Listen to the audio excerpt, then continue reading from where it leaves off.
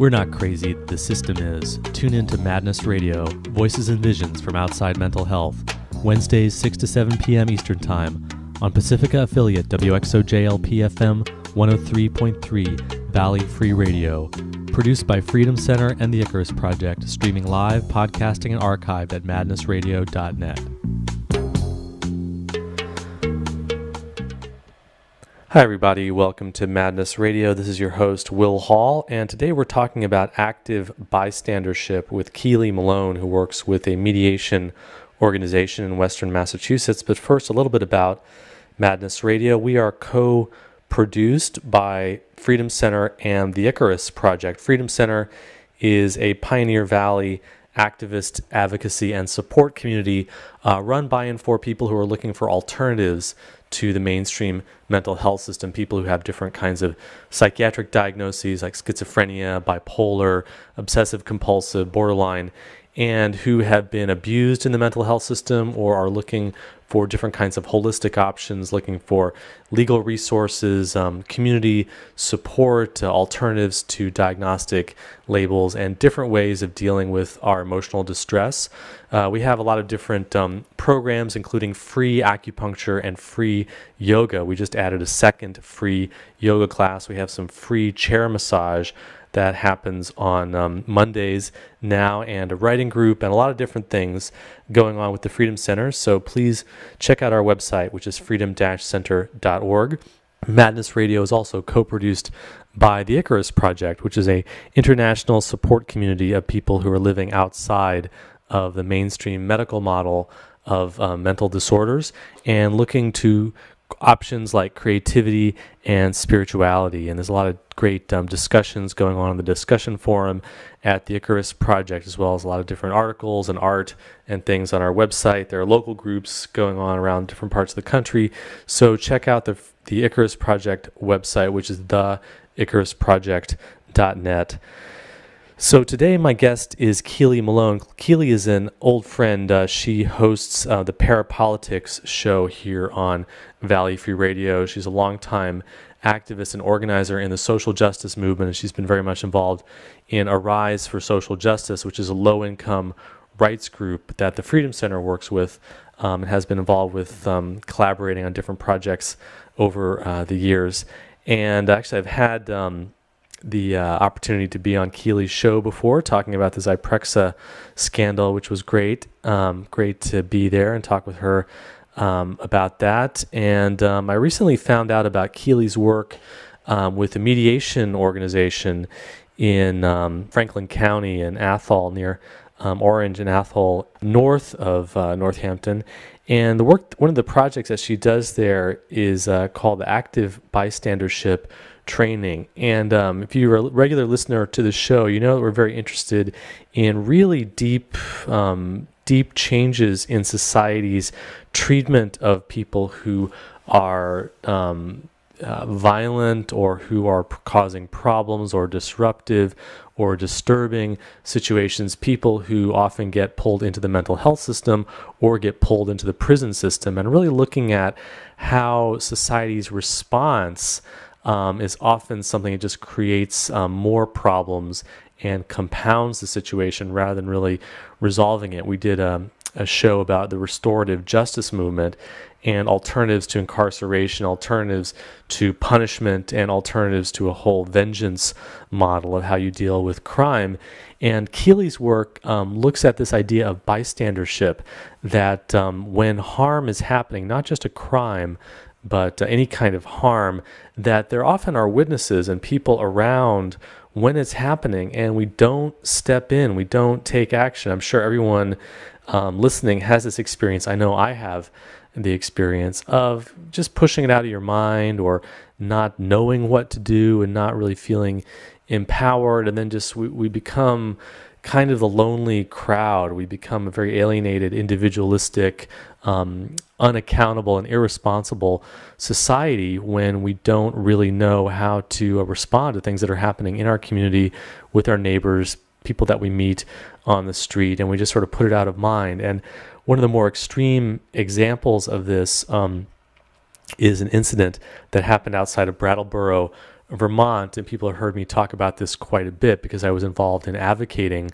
for this man, John Brody, and he was in some kind of extreme state, and he was acting very weird. And imagine what would have happened if the people that he had come across had had some empowerment and some active bystandership skills instead of calling the police. Because what happened was one of the people that their door, he had knocked on their door in the middle of the night, 11 o'clock at night, saying that he was running for president, which is a weird thing to be doing. And but instead of just engaging with him and saying, "Hey, do you need something? What's going on? Is there some way I can help you? Are you okay?" The person just called the police. And given the experience that people in the mental health system have, and given the experience that John Brody had, often calling the police can escalate a situation. If the police aren't really needed, or you don't really know what's going on, the police can add a very escalating ingredient to the situation. And we don't know exactly what happened with John Brody because there weren't witnesses other than the single police officer. But apparently what happened was that when a police officer was called and then showed up and confronted John and asked him for ID and started asking questions, something happened and he became very triggered and ended up running off and diving into a river and drowning and dying.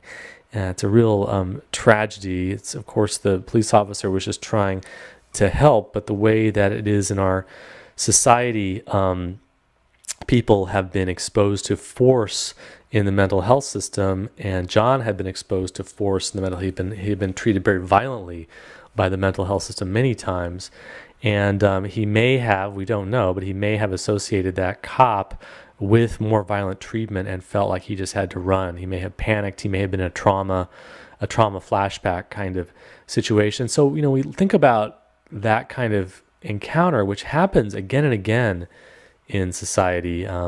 Many instances of people running into police and then escalation and then dying. And we think about, well, why were the police called in the first place? Why did the police get involved? And maybe if individuals understood this idea of active bystandership, that it's really good to feel empowered and to take some steps. And if there is somebody who's in distress or who's in a state that you don't understand, you can just ask them and just sort of find out what's going on. The same is true if there's something that's going on that looks like it might be harmful or looks like it might be violent. There's an argument going on or some kind of fight, and you're not quite sure what the situation is. Just step up and try and find out more information or just intervene. Sometimes, as Keely talks about, just stepping out of the passive spectator role, being active and intervening in very simple ways, like just asking a question, can really break a pattern, and it can change the outcome of a situation. So I was really excited to find out about Keely's work, and I'm really interested in finding out more, and maybe getting the author of the book that she mentions, The Psychology of Good and Evil, on the show as well. So we'll go now to the interview with Keely Malone about active bystandership. Keely, thanks for joining us today. You're welcome. Glad to be here. So you work with Quabbin Mediation in Western Massachusetts? Yes, I work in Quabbin Mediation. Our main office is in Orange, Mass., which is in the North Quabbin region of Massachusetts. And I know you're also an organizer with Arise for Social Justice, and you'd also do work with the Freedom Center. That is all true. So I'm really interested in this work around bystandership and how people who are encountering conflict or violence or problems or crisis can not just be standing on the sidelines and not doing anything. So tell us a little bit about what this is all about. Okay. Well, the name of the program that we run out of Quabbin Mediation is called Training Active Bystanders. Our acronym is TAB. How we run the program at this point, we've just launched it. We just spent this whole past school year training in the schools, in the Orange and Athol schools. Athol is a neighboring town to Orange up in the Quabbin area. And so we spent this year training all of our 8th grade and 10th grade students on how to intervene when harm is happening in their community. And we actually began the year by training a bunch of 8th graders and 10th graders and 11th graders to do the trainings alongside with us. And so that's been really, really great program, really interesting. So when you say how to intervene when harm is happening in the community, what do you mean by harm in the community? What do you mean by active bystandership? Sure. We we've done a lot of work this year to try to get the kids to expand their understanding of harm. I think that a lot of school-based programs have been focused mostly on bullying, and kids seem to have a pretty good understanding of bullying now. There's been a lot of curriculums of building empathy for a bully, trying to understand the psychological reasons why someone might be bullying, and to have more of a larger understanding of that. But what we're trying to get the kids to understand is that harm happens in our communities on many different levels. It's not just school-based. We talk to them mostly about community-based, and bring some of these examples back to the school setting, because that is where we're teaching it. But we're trying to instead foster a cultural shift here, and not just how to particularly act in one particular situation. So we've been spending most of our time trying to get the kids to understand that harm happens at many different levels, and that people are harmed both intentionally and unintentionally. So in our trainings, yes, we talk about how to de-escalate a fist fight, or how to stop something that's going on that's violent happening right there in front of them, but we also expand all our definitions to include how to assist in a car accident, or how to assist someone who seems confused and doesn't seem to know what's going on in their surroundings and things like that. So we spent most of our time really trying to expand that, and to remind the kids that these roles are very lucid. The language that we use is a little bit difficult. We talk about bystanders, we talk about active bystanders, people who actually get themselves involved. We define bystanders as anyone who's a witness to something and in a position to act. So we have the active bystanders, we have the passive bystanders. And then the other language that we've chosen for this curriculum is we've chosen the language of target, which helps sometimes, and gets a little stickier in other situations, like with car accidents and that sort of thing. But we felt as if it was important that people understand that the harm oftentimes is happening to one person or a collective group of people. So we use the target language for that. And then we've coined the term harm doer for the person who, or people who are at the antagonistic end of the harm. So I think one of the strengths of this program is that we teach kids that we all are in those positions at varying times in our lives. And so we do a lot of empathy building based on the fact that we sometimes are targets, and sometimes we're harm doers, and sometimes we're bystanders, and sometimes we are active, and sometimes we're passive. So just sort of the fluidity of those roles. So you're not just implementing this program. This is actually something you're in the process of developing and creating and coming up with it. Are there programs like this in other parts of the country, or is this really innovative and new? Or Right. No, this is pretty innovative. There are a couple bullying programs that do talk about bystanders specifically in a bullying situation, but this is the first of its kind to look at it more as a larger cultural issue. Yeah, so we've been doing this program alongside with Irvin Staub, who's the author of The Psychology of Good and Evil, amongst other writings. He is a world-renowned authority on bystandership, and so he recently retired from the University of Massachusetts, where he was the chair of a program there, but has also done a lot of work internationally. He's done work in Los Angeles with the LAPD following the Rodney King beating, went out there to do trainings about how officers can intervene when they feel as if other officers might be going overboard. He's also more recently been doing a lot of things in the wake of Hurricane Katrina. He went and did a lot of racial healing programs that he was instituting down in the Louisiana area. He's also been asked to help with reducing violent crime and promoting bystandership in Amsterdam. I think most people know of his work in the Rwandan genocide issue, and going down and trying to talk about bystandership amongst the Hutus and Tutsis, and how do we figure out a way to break these cultural barriers that prevent us from taking action in the face of genocide.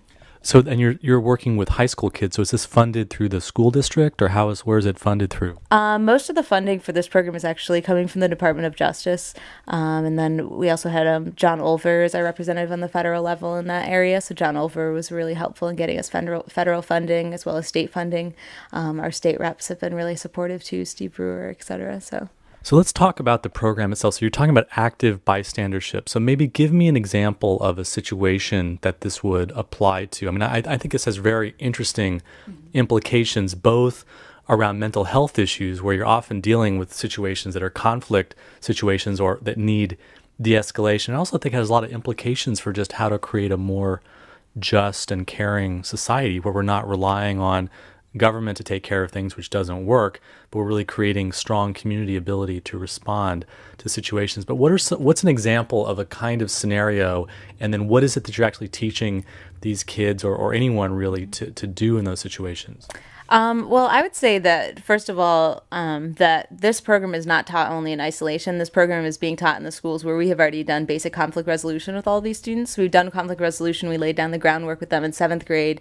And so now we're coming back to them in 8th grade and teaching active bystandership. So they already have the concepts of how to de-escalate certain conflicts and how to take ownership over their emotions and how to communicate more clearly. So that's sort of the groundwork that's been laid for these particular students. Okay, well then let's start with that then. What are some, just for a listener who maybe doesn't even know anything about the idea of de-escalation other than, call 911, Right. What kinds of things are they pretty simple? Is it kind of complicated, or what sort of things do you teach people? Basically, around conflict resolution, one of the strongest things that we teach people to de-escalate a situation is to try to be quiet ourselves. A lot of times when we're in conflict, all that we're doing is really just getting louder and louder and escalating our emotions because we're feeling not heard. And so the first thing that we try to teach the kids to do is just to close their mouths for a moment and try to just listen. Just try to listen to the other person and see how that can shift things. Because often, as I like to talk to the kids a lot about, when we're in an argument, especially with somebody that we know really well, we've already anticipated what it is that they're going to say, and we already have a response ready before they've even spoke. So we've already decided what they're going to say, and we don't do a lot of listening. So the listening piece of that really helps in the Training Active Bystanders program, because the kids have already been taught the power of listening and how listening and responding to your environment properly can really improve your situation. And so now to sort of shift on into active bystandership, carrying those same concepts over, I think that we start the curriculum really with the kids just talking about the universal ways in which people react to a crisis situation. And I think that is really helpful for the kids to normalize their own reactions when they think back on crisis situations that they've been in, and also to give it language. We talk a lot about that with our student trainers, especially, that they know all these concepts. We're just helping to give them names and helping them to understand the larger context of it. So we spend a lot of time on the kids talking about the inhibitors and why bystanders wouldn't take action in a particular situation. And for me, in teaching this, the understanding of the inhibitors has really allowed me to overcome them a lot on my own. Yeah, when we were actually first talking about this, I guess a couple of days ago, that was like I felt like a light bulb went off when you were explaining. So the inhibitors are the kinds of reasons why, if you're a bystander, if you're witnessing something, some harm that's happening, the reasons why you don't act. Those are the inhibitors, right? Right. And what are those? The basic inhibitors that we teach is we talk about one of the major inhibitors being pluralistic ignorance. So this idea that when we're sort of in an environment where there's multiple people present, if other people are ignoring things, then it makes it easier for us to ignore it as well. And this inhibitor was coined from research done in an urban area of Chicago, where there was a person that was lying there in the street and is sort of watching all of the passersby, and everyone's just kind of hurriedly going along their business. And as long as everyone else was hurriedly going along their business and not helping out this guy, then they all felt like they didn't have to stop and help either. So it's just that idea that if everyone's wearing these masks, we can easily continue to wear ours. So if nobody else is doing anything, then it must be okay. So I don't need to do anything. It's kind of like a crowd mentality. It's conformism, really, is what it is. Yeah, exactly, precisely. So that being one of the main inhibitors that we start off with the kids, and they really understand that because they're in situations all the time. When I break it down for them, it's like what happens in the hallway when there's some kid and his whole stack of books gets kicked over. Everyone still continues going to class, and so we spend some time with them just trying to figure out, brainstorming. Well, how do we break that inhibitor? And everyone says, obviously, the easiest thing to do is just to straight up call attention to it, to take action yourself, but also to make other people accountable around you. Don't you see that this kid's books are all over the hallways? It's something that easy can like really shift the situation. You mean like yelling out to the people around you, or talking to the people around you, say, hey, what's going on here? Don't you see what's going on? Just calling attention to the fact that no one's doing anything. Right. Just not wearing that mask, not continuing to add to this pluralistic ignorance. The second one that is also really important too, that I think has been really powerful for me, is the the diffusion of responsibility. And so the idea that if there's other people around, there's somebody else who is more equipped to handle the situation or could handle it better or will handle it, someone who might actually know this person, etc. Or like, oh, the cops are on the way, or oh, the therapists or the crisis people or the psychiatrists are on the way, or the teachers are on the way, or the adults or the grown-ups are on the way, or something like that. Right, exactly. So this idea that we can all just diffuse the responsibility, and the situation, it's not my problem kind of thing. Not my problem, and probably somebody else will handle it. And one of the examples that I use in the classroom that the kids take pretty seriously is one of the incidents that inspired Irvin Staub to start doing this work around bystandership, which was in the late 70s. In an area of New York City, there was a woman who was raped and murdered between two very large apartment buildings. And so these apartment buildings were about 20 stories each. So, estimating 4 apartments, at least a floor, you're looking at 80 different units. It was a hot summer night, and there was many windows open in the buildings. And the woman was being very vocal, making a lot of noise. And by the end, during the investigation, it turned out that no one had, in fact, even called the authorities. And it was one of these ideas, and when they went around asking people, what happened, everyone kept saying, like, yeah, I heard her, but everybody heard her. I figured somebody had already called. And so it's this idea that the kids really take to heart, too, when I throw it out and say, what would have happened if one person had called? Well, maybe the crime could have been stopped. And what would have happened if 15 people have called? And people, the only downside of that the kids can come up with is, well, they say, well, if it was New York City, even our kids in Orange have heard rumors of the slow response of the New York City police. So they think, well, maybe if more people had called, they would have gotten there faster. And then we get up to, well, what would have happened if 40 of those apartments all called? They say, well, maybe the dispatcher would have been annoyed. That's the only downside that we can find of that. So the idea of just taking responsibility, because you don't know for sure that somebody else will. And us, by naming that inhibitor, what we're actually saying is we actually know that psychologically people are thinking that somebody else will. So that's the inhibitor. That's the displacement of what is that diffusion. One? The diffusion of responsibility. Mm-hmm. So we've got two. We've got the idea that everybody just goes along with what everybody else is doing, which is ignoring it. And then the other one is the belief that somebody else somewhere is going to take care of it, so I don't have to. So what's the next inhibitor? I'm going through my favorites. I think that one of the ones that's really important, I think, is danger and the cost of actually helping, because safety is a really big issue for us. One of the reasons why we've begun this curriculum in the area that's where our program is based, but the reason we were drawn to this work is because a few years back, there was an incident in Turner's Falls where there was a boy that was beaten to death with a baseball bat while there was about 20 or 30 other kids standing around watching. And so we decided that we needed to take some sort of action and start talking to the kids about how to intervene. But it was really important to us that they learn how to intervene safely, because we're not asking for there to have been 2 or 3 kids murdered that day. And so trying to figure out, what are the particular dangers and costs. And we also break them down where we talk about the dangers and cost, what could actually happen to someone if they get involved in a situation that's really violent and really escalated. But then we even separate out the fear of disapproval as well. So we take out the social aspect and we look at that separately and help the kids figure out how they could act in a way that wouldn't ostracize them socially, and separate that out from their physical safety. And I think that that's been really helpful. We've had some of these courses taught with local police as well. They've come in and done some of the training, and especially around the safety issues, they come in and always reassure the kids that it can be an anonymous phone call and there'll be no investigation to figure out who told them about this fight. But if they feel as if that someone's really going to be in danger, if they know that there's going to be a weapon there, that it might be wise just to call the authorities in that particular situation. So we have the fear of disapproval.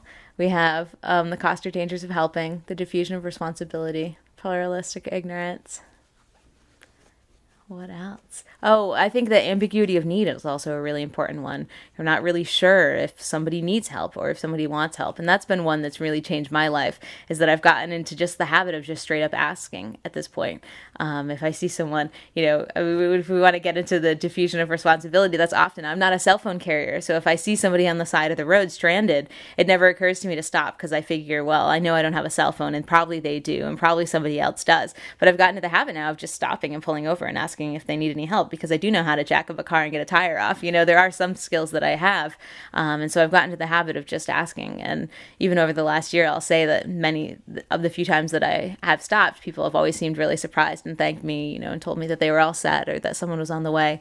But I think that the idea, if we start getting into how this fosters a different community and how this creates a different world, that's where I see it. When I see that look of surprise on their face when a stranger is just pulling over, to make sure everything's okay, or if I'm in a situation, in a shopping mall or something, and I see that somebody seems distressed, if I ask them, you can't find your car, I can't find mine either, or whatever, and start engaging in this conversation, you just see how people start to shift and start seeing, I feel that there starts to be this evolution of helping, rather than this evolution of harming, which I think especially I teach this primarily in rural areas, but I think that there is this whole myth in more urban areas that everyone's out to get you, and I would like to really see that starting to shift to the fact that people are actually there to help.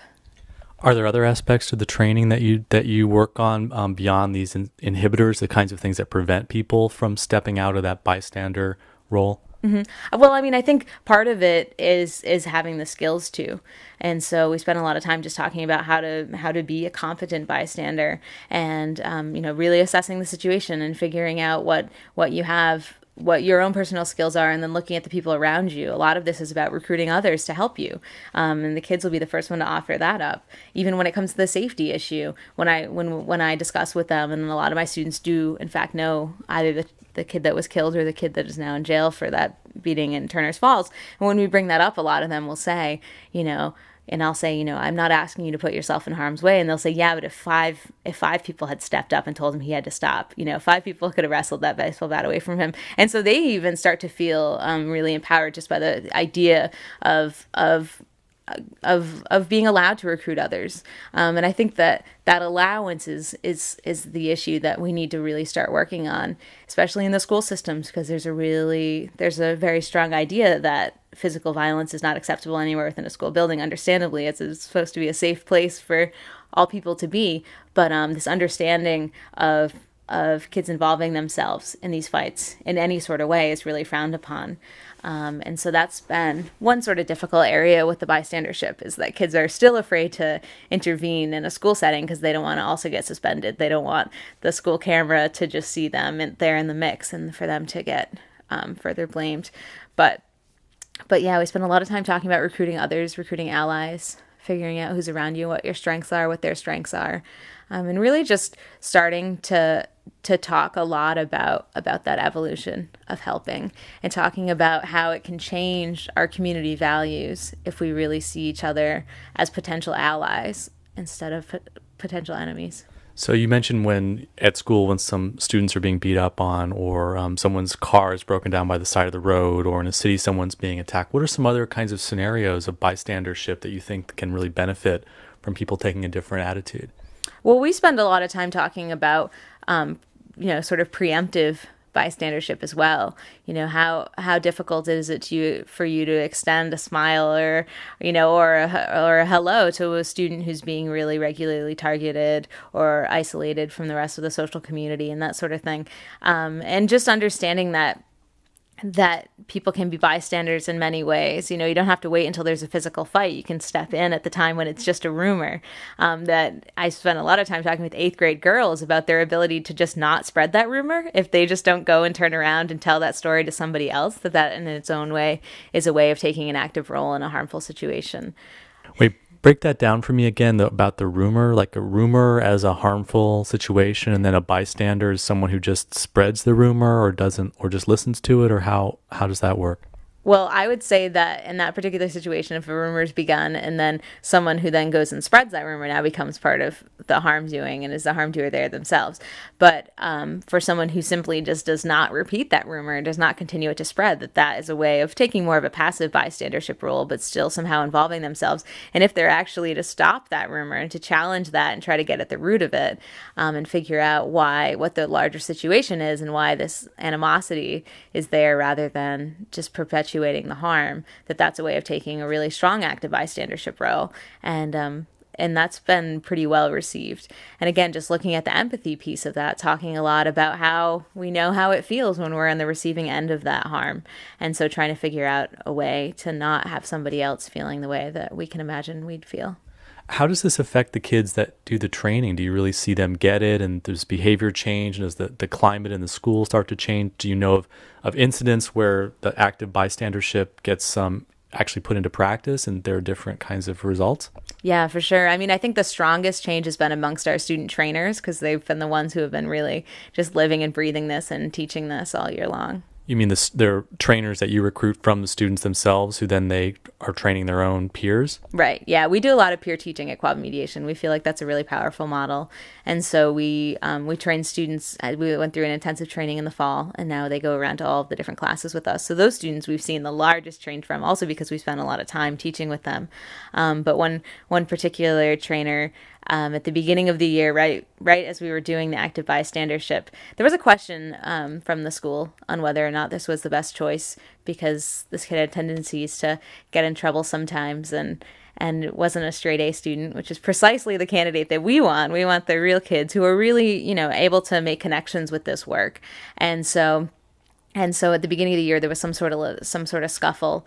And when I talked to him about it, he was telling me that it's really difficult for him growing up in that area as a biracial student, and that someone had been making racist jokes about his parent. And so there was this little scuffle that happened, and there was no suspension that happened. There was no physical violence. It was just sort of a tense moment, and the school was concerned with him going on and training these things. And we said, no, I think that he's still the right choice.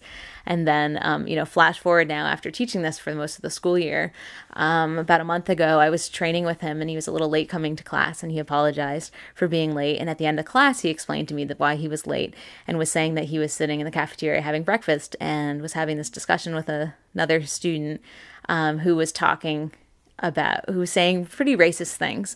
And the difficulty with this student was it wasn't a joke, and it was part of this really serious discussion where this student kept saying to him, basically the conversation was somewhere along the lines of this white student not clearly not having a historical understanding of non-white civilizations, and thinking that in order for something to be considered a civilized area, there had to be white people there. So this was the conversation that was happening. So it was a somewhat intellectual conversation, which was really difficult for our student trainer to be sitting here and listening to this. And he kept asking the kid, and trying to probe him for more information. And he said to me, that he could feel his temper just kind of going up. And then halfway through, he thought, you know what? Not only do I believe in this active bystandership, but, I'm in this school to be a role model, and, I can't lose it here, even though this kid is saying such messed up stuff. And so the reason he was late to class is that after their conversation, he went by the administration office and sat down with one of the administrators and said, there's a real serious problem with this kid, and he really lacks knowledge, and I would really hope that somebody would be able to sit down and talk to him about this, because he's perpetuating these really racist ideas, and I don't believe that he intends to. And so that was him taking a really active role. I mean, taking it as far as to sit down with administration that doesn't always look very fondly at him as well, and to say, this kid really needs help, rather than just lashing out in a violent and angry way that he was previously inclined to. So, what are some other examples? Other examples of the growth? I think that we've had a lot of examples just within the school that we've been hearing back from teachers and from administrators of just students helping out students in general. We had an incident where we had in Mahar, we have both junior high and high school there. So an incident where there was a junior high student that was really upset at lunch and was sort of on the verge of tears, and this other upperclassman who's 10th or 11th grade, who kind of took him aside and took a walk around the school with him, was asking what was going on with him, and took him over to student services to see if he wanted to talk to anybody when he was reluctant to talk to this kid here, and even went back to student services and said, you sure you want to talk to these grown-ups? We can just go hang out if you want to just talk to me. And so we've seen, a few incidents like that, especially with our junior high school girls. We've had some incidents too where there's been that same sort of rumor mill that happens all of the time, and girls really stepping in and trying to build empathy amongst feuding cliques and that kind of thing too. But I mean, in general, this stuff, it definitely takes time. We're under a microscope right now, this being the first year that we've done this, and so a lot of people are looking for more results, and we just keep we just keep talking about these smaller everyday results that are what we're in the work for, to see these everyday things happen. But I think that there's a lot of promise in it. And I can say, I mean, just in my own life, how much it's just changed me just to think about these ideas differently, and just to see myself as someone who is competent at certain things, and to see myself as someone who doesn't want to just increase the harm. I think that's one of a really powerful point of the research that Irvin has done, which is just that that when someone is harmed and there are others present, whether they are harming or not, the psychological effect of that traumatic experience is so much more severe for that person. And also looking at how it affects the bystanders' ideas, because bystanders who repeatedly are witnesses to harm, they become to be much more distrustful and see the world as a much more mean place because they're witnessing this harm.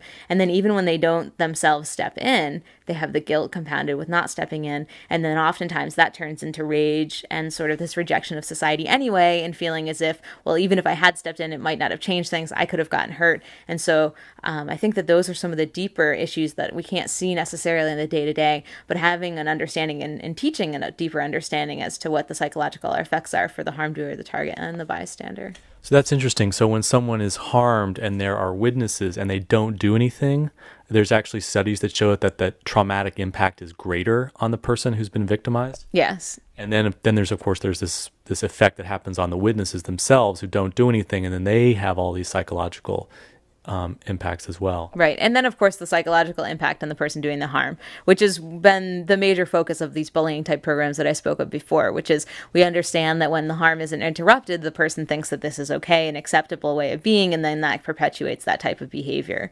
And that oftentimes with younger kids, they actually think that that is an admirable behavior, and that shows them being tough or somehow would elevate their social status, when oftentimes when you ask the targets or you ask any of the bystanders, it's completely the opposite. They have very little respect for that person because they need to sort of use their physical might to try to control situations. And in sort of intuitively, other kids are not drawn to that. But when no one interrupts it, it's misunderstood as the person doing the harm as acceptable. And do you think this kind of idea of active bystandership, of intervening, of stepping in and doing something, do you think it really does apply to violent situations as well? I think that it can. I think that especially calling attention to violent situations, because there's a lot of times in which people, when they're in really high emotional states, are not really necessarily aware of their surroundings, oftentimes not even necessarily aware of what's happening inside their own bodies, or even what's happening there in that violent situation. So I think that there are ways of just interrupting that, and the interruption itself may allow a moment for de-escalation. Like what kind of interruption and what kind of de-escalation would that look like? Well, I think, for example, I think back to a time not so long ago, a couple months ago, when I was in a parking lot and I was sitting in my car and I was talking to the other person that was in my car before we went into the store, and then I noticed that there was this couple a few rows away that were fighting in their car.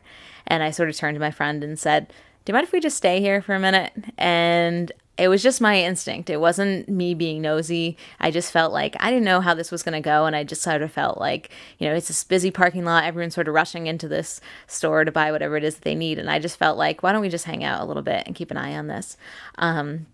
And I watched the situation go through many stages. I use this as an example when I talk to the kids about that ambiguity of need, and we go through the whole situation. So the situation begins with just the two of them sort of screaming in the car, and then we watched as the male exited the car and started to walk away. So then I asked the students, what do you think was going on there? And they say, well, it looks like maybe he just wanted to calm down or something. And I agree. So that helps me with my ambiguity of need. Okay, maybe I don't need to intervene at this point because it looks as if he's walking away. And then I noticed that the female in the car starts honking the horn, and she's honking the horn repeatedly, and she keeps looking back and waving back to the guy. And then I say, what do you think's going on there? And the kids say, well, it could be a couple things. Maybe he has the car keys, and so she doesn't want to be stuck there in the car. Or, maybe she's not done yelling at him, or maybe she really wants him to come back. Or so then in this particular situation. So then the male comes back to the car, and when he arrives back at the car, the doors are locked, and the woman is still inside, and she's yelling at him through the rolled up windows with the doors locked. So what do you think's going on there? And then the students say, well, it seems as if she might be a little afraid for herself because she has the doors locked, which was my instinct too, which is why I continued to stay and sit. And I wasn't really sure at that point, whether or not the two of them wanted my help, whether me stepping in would de-escalate or escalate the situation. I didn't want to add to the embarrassment of the situation, have them just sort of go off and have it continue. And so then they went through this whole sort of episode of him trying to get into the car and her not letting him in the car. And then finally she did open the door, and then he sort of lunged at her. And I think that at that point, any sort of interruption was helpful. A honking of a horn from our car, if we had felt comfortable to just get out of the car and start walking over towards that way and offer help. Is there anything that you need? Do you guys, hey, I know I saw you wanted to go for a walk. Why don't the two of us go for a walk? Do you want to talk about this? And just offering that, especially because I think that with domestic violence, you never really know the intricacies of those relationships and how those things work out. And you certainly don't want to just kind of stand around with your arms folded looking down your nose, because this is already understood to be a behavior that isn't beneficial for either party, but they're feeling really trapped in that situation. So trying to figure out a way to offer help. So I think that that's a really powerful example, and the kids really like to go through that and think about how they would react and what they would do in those particular situations, which is important. And that's one of the things we stress a lot, is the more that you have, the closer you are to having a game plan, the better off you are. And the better you understand your own competencies and those with you. If my friend had also been really hip to this training and we had both felt as if we were physically able to take this guy, then maybe we would have run right over there. But being able to accurately assess the situation, I think for all parties, is one of the most important parts. What are the possible implications for mental health kinds of situations? Well, I think that many of the situations, even just with the regular conflict resolution things of just learning to listen and taking more of a backseat approach on things and asking a lot of questions. We do that in bystandership as well. Asking questions, trying to figure out where people are at and what it is that people need themselves. But I think the offering help can be really valuable. And I think that to ask that question, your skill level can be rather low, just to say, is there anything that I could do for you? Is there anything that you need from me? Is there anything that you need from anybody? Can I help you out in any way? Just asking those simple questions sort of allows the person to figure out where they're oriented in the situation. And if they do want intervention at that point, and if they do want to go with, this friend or family member's intervention, or even possibly the stranger's intervention over that of an authority or someone that they might have more of a triggering reaction to. I think for me, that's one of the things that this work is really powerful about, is just trying to get back these connections that we have lost in our communities when we become so isolated. And so that our instinct isn't to automatically call the authorities instead of going over and talking to our neighbor who's yelling or screaming, going over and saying, like, I'm concerned. I can hear what's going on and I want to know if there's anything I can do, rather than just sending an authority who might then complicate this individual's life by having them really involved in a different system. Yeah, and I guess also just asking someone what they need, and then also being willing to say, okay, they say they don't need anything. Yeah. So then just accepting that what looks like a very distressed situation from the outside might just be what the person is going through in that moment. In the wake of the Virginia Tech killings, a lot of people in the media and in the society have been putting out this, what to me seems like a crazy idea, which is that, well, if more people were armed, then there would be a greater capacity to intervene in a situation of violence like that. I have some thoughts of what I think about that, but what do you think about that?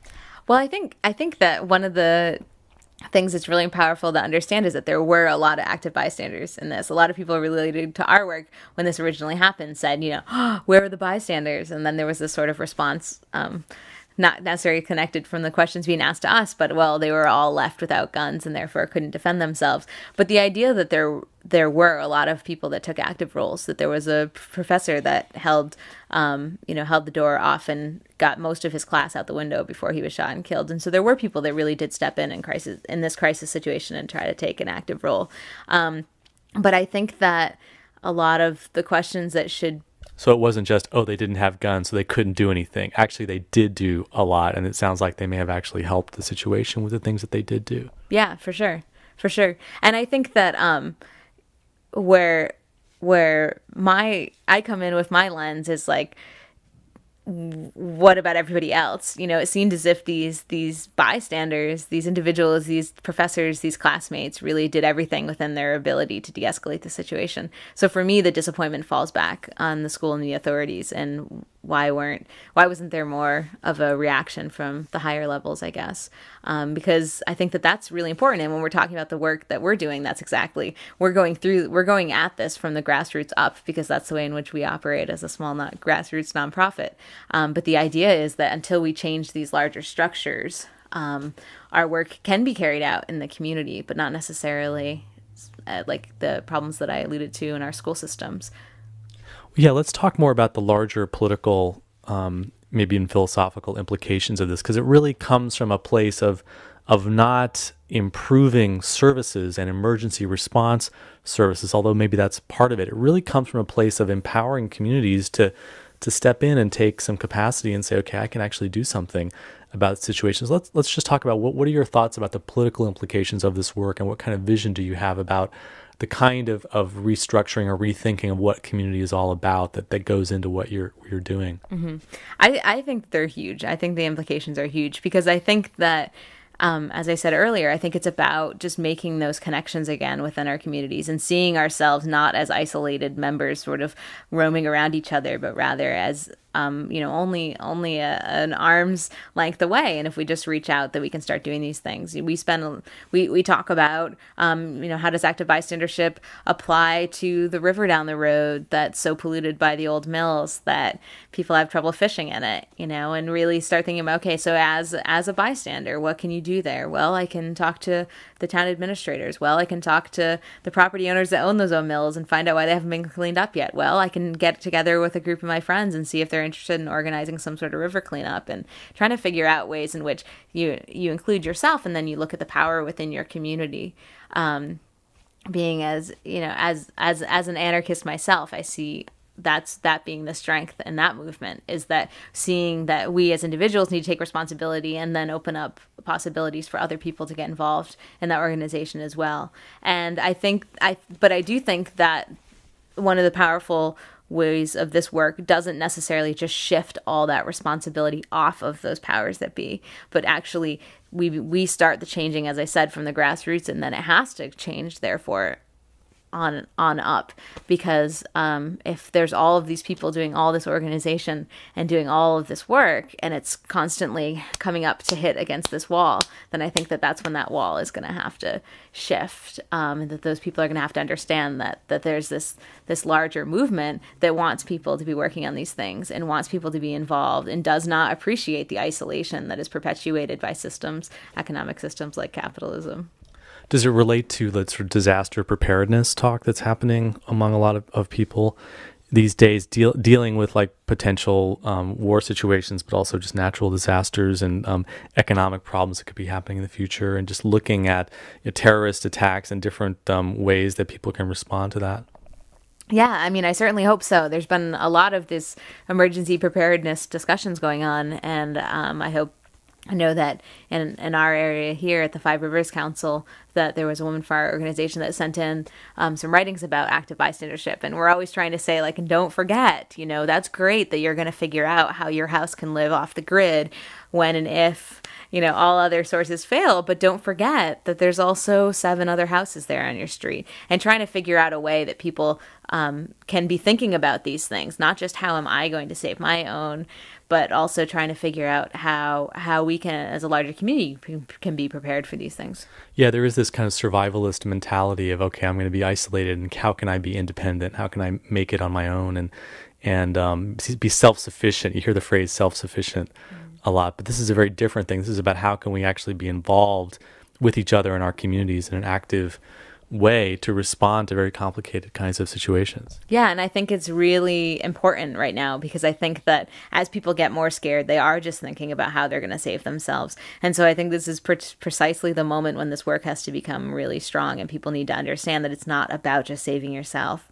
And the reality, and sort of reality checking that too. I mean, if you go ahead and you make your 15-room home that's in one of the richer areas of the North Quabbin, completely off the grid and with solar panels and all of these things. Do you really think that when it all hits that the more rugged men closer to the downtown area with shotguns aren't going to come up to your house? Like, really think this through and think, like, just because you think that you're safe, are you really?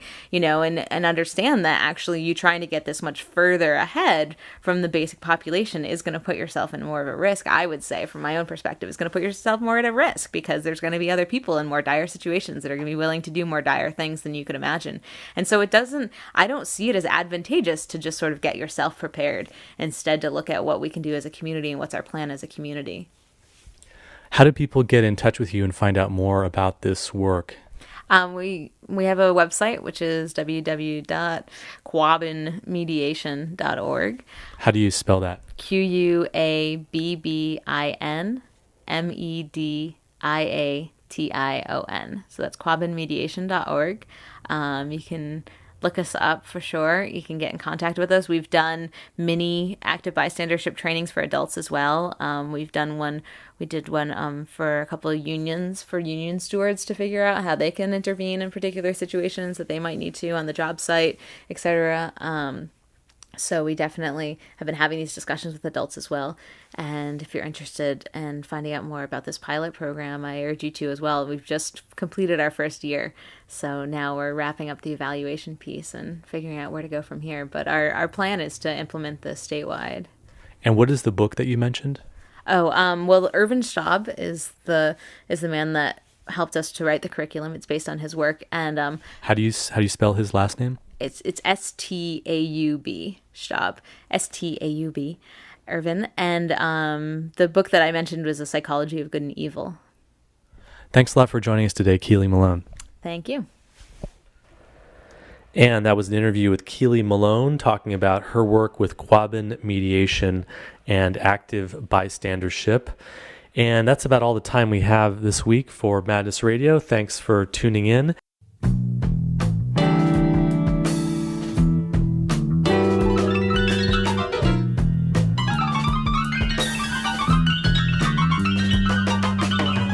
You've been listening to Madness Radio, voices and visions from outside mental health.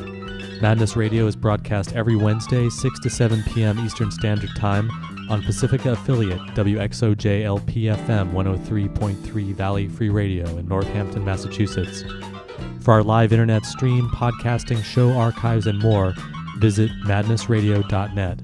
Madness Radio is co-produced by Freedom Center and the Icarus Project. For more information, check out freedom-center.org and theicarusproject.net. For more mental health radio, listen to the News Hour from mindfreedom.org, Wednesdays, 4 p.m. Eastern Standard Time. If you have an idea for a story or guest on Madness Radio, or you just want to share what's in your head, contact us at radio@madnessradio.net.